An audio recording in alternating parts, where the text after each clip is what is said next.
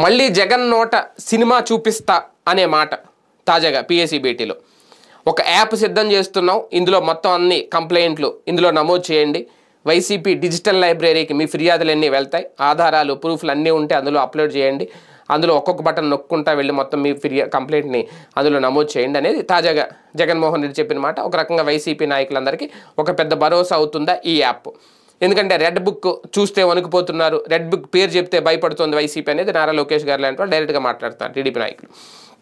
ఇటువంటి నేపథ్యంలో ఈ యాప్ను కూడా చూసి టీడీపీ భయపడాలి, రేపొద్దున మేము అధికారంలో రాకపోతే ఈ యాప్లో మా పేరు నమోదైతే మా పరిస్థితి ఏంటి, నిజంగా మాకు సినిమా చూపిస్తారా అనే భయం వాళ్ళల్లో క్రియేట్ అవ్వాలి అనేది వైసీపీ ఆలోచన, జగన్మోహన్ రెడ్డి ఆలోచన. అందుకే ఆయన ఓపెన్గానే చెప్తారు జగన్మోహన్ రెడ్డి గారు ఏమని, సినిమా చూపిస్తాం మేము వస్తే అని. ఇంతకుముందు కూడా మాట్లాడారు, పదే పదే సినిమా చూపిస్తా అని చెప్తున్నారు.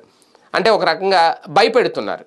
అలాగని చెప్పి వీళ్ళ చేస్తున్నది ఏంటి అనేది ఓకే, వీళ్ళని చూసి వాళ్ళు భయపడుతున్నారు, మేము వస్తే ఇలా ఉంటుంది అనేది వీళ్ళ భయపడుతున్నారు. చక్రవడ్డీతో తిరిగి ఇచ్చేద్దాం, ఎవరిని వదిలిపెట్టేది లేదు అనేది ఇప్పుడు తాజాగా ఆ రెడ్ బుక్ చూసి ఎవరైతే భయపడుతున్నారో వాళ్ళు భయపడకూడదు అంటే మనకి ఒక యాప్ ఉంది అనేది, అది బ్లూ యాప్ ఏంటనేది తెలియదు. కానీ ఏది ఏమైనా జగన్మోహన్ రెడ్డి నోట మరొకసారి సినిమా చూపిస్తా బాబు అనే మాట అయితే 10 సార్లు వినిపిస్తోంది.